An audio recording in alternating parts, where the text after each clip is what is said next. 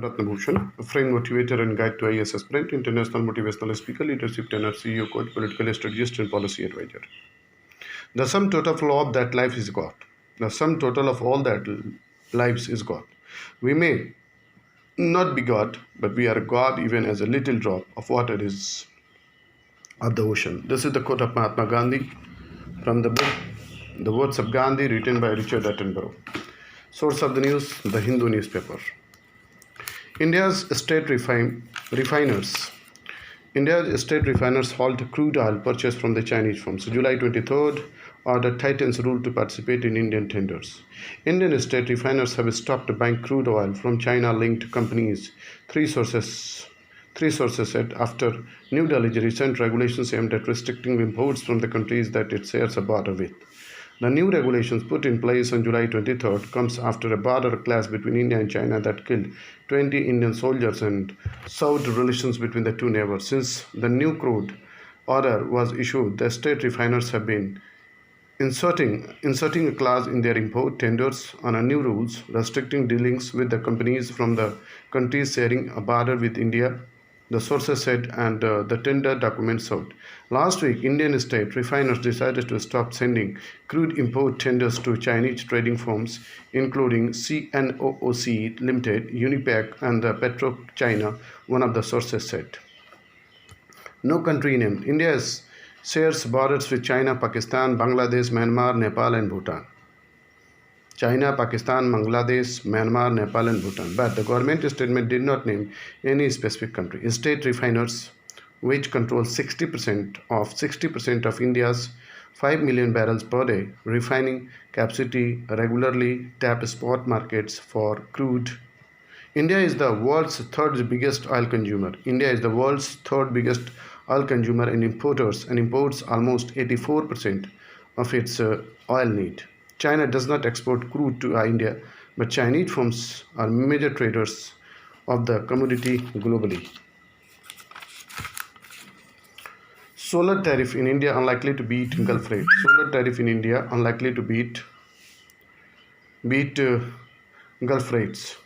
The per unit cost of the solar power in India, considered among the cheapest in the world, is unlikely to cost less than what is in the Gulf countries, according to an analysis by an energy think tank. This is primarily due to the lower cost of finance in the countries in the region, along with the factors such as cheaper land prices. Recent record low tariffs in Abu Dhabi, Dubai, Saudi Arabia, and Qatar are the result of the lower cost of the US dollar denominated long-dated financing with a major tax concession and other factors driving prices down in the region. According to the report's author, Vibhuti Garg, energy economist at IEEFA, Jyoti Gulla, JMK research founder, and Silpi Jain, JMK research director. The next news is Russia for the concluding fighter helicopter deals by year end. Delivery of S-400 long-range air defense system to begin by end of 2021. Russia is hopeful of concluding contracts of MiG-29 and Su-30 MKI fighter jets and the 6 Ka-31 helicopters by year end. A representative of the Federal Service of Military Technical Cooperation said at the ongoing Army 2020 Expo in Russia, deliveries of S-400 long-range air defense system would begin by 2021 and could not be accelerated further, he stated. We are aware that Indian government has allocated additional funds for procurement of additional batches of Russian MiG-29, Su-30 MKI jets and 6 Ka-31 choppers. We anticipated that the respective contracts can be signed before the end of 2020 if official requests come to us in the due time, said Maria Vorobeva, official representative of the FSMTC. Russia has already made a commercial offer to India on the MiG-29s and a response is awaited. On July 2, Defense Acquisition Council approved the procurement of 21 MiG-29s of the Indian Air Force, along with the upgrade of 59 MiGs, estimated to cost 7,418 crore, and 12 Su-30 MKI aircraft at estimated 10,730 crore. On the S-400 deal, the representative said further, acceleration of the delivery of the first batch of S-400 was technically impossible, as there were objective technology-related stages of the production, acceptance, and transfer of equipment. India can be a weapon supplier. India can be weapon supplier. India can be prime minister. Modi highlights self-reliance in defense manufacturing, OFB, corporatization. India has the capability to become a reliable weapons supplier to friendly nations, and it will consolidate its position as the net security provider in the Indian Ocean region. Prime Minister Narendra Modi said on Thursday, highlighting Atmanirbhar in defense manufacturing at a webinar. For the first time, 74% of foreign direct investment in defense allowed through the automatic route. We are going forward with the process of corporatization of our Reliance factory board OFB, he said. Indigenous tech. Listing a series of the measures that were recently announced to boost domestic defense manufacturing, he said the aim was to develop new indigenous technology.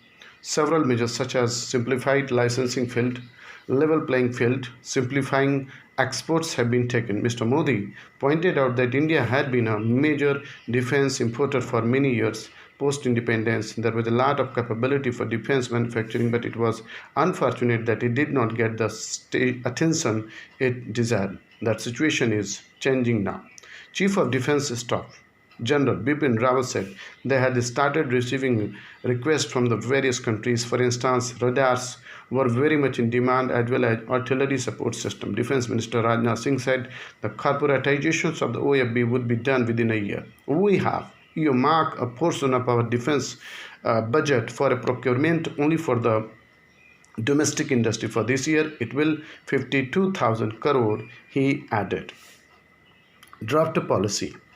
The government recently issued a draft Defense Productions and Export Promotion Policy 2020 for public feedback within the aim of achieve manufacturing turnover $25 billion or 1,75,000 crore, including exports of $5 billion in aerospace and defense goods and services by 2025. Modi said government had undertaken reforms in the toughest sectors like intellectual property, taxation, insolvency, bankruptcy, and even in space and atomic energy. For foreign original equipment manufacturers, original equipment manufacturers too, producing in India would be the best option. On defense infrastructure, he said work was on in the two defense industrial corridors in Uttar Pradesh and Tamil Nadu, and a target 20,000 crore investment had been set for the next 5 years. On the 101 items negative import list announced recently, Mr. Modi stated that these items had been reserved for the domestic industry and it will expand it in future. The next news is 5 members of Great Andaman Tribe test positive. 5 members of the Great Andaman Tribes, a particularly vulnerable tribal group PVTG, have tested positive COVID-19. The Great Andamanese are one of the PVTs that reside in the Andamans archipelago, and this is one of the first cases of COVID-19 infection among the endangered PVTGs,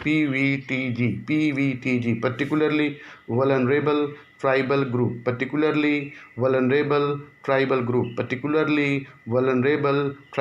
We have shifted all 5 to an isolation facility in Port Blair. Of these 5 persons, 4 are male and 1 female. They are all cooperating with us and are not showing any serious health complication. Nodal officer COVID-19 and Deputy Sector Directorate of Health Services Port Blair, Ajit Roy, told The Hindu on Thursday. The Great Andamanese, who number just 74, speak Jeru among themselves. The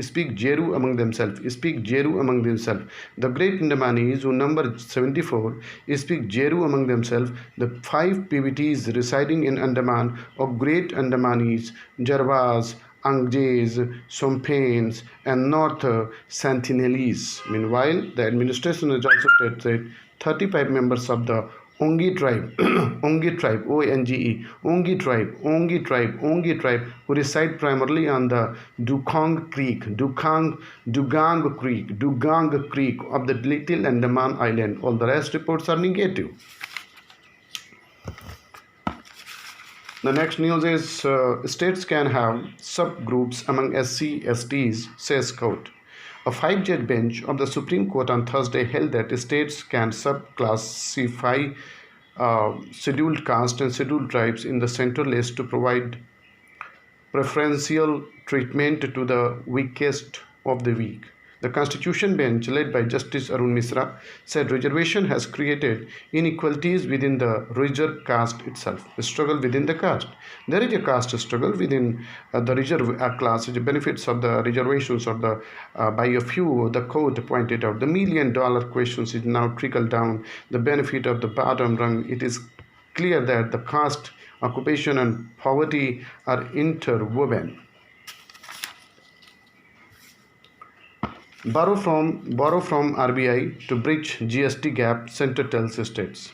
The Centre on Thursday acknowledged that states are likely to face a GST revenue gap of 3 lakh crores this year, as the economy may contract due to COVID-19, which Finance Minister Nirmala Sitharaman termed an unforeseen act of God. Compensations as collections are only expected to bridge 22% of this gap. On the remaining 2.35 lakh crore, the Centre said only 97,000 crore was due to GST implementation itself rather than caused by the impact of COVID-19 at the GST Council meeting. It is claimed that this 97,000 crore is the portion hardwired into the compensation law.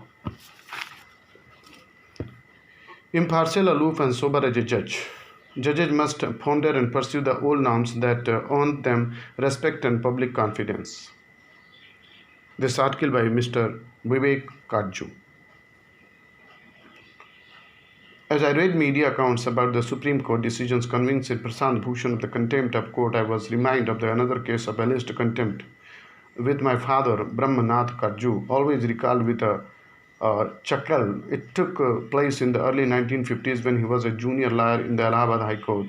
A villager from the Uttar Pradesh had written postcards making allegations against a magistrate. The magistrate complained to the High Court. The court sent a number of the notices to the villager to appear to court, but he ignored them. Finally, non-bailable warrants were issued and the police produced the villager in the court.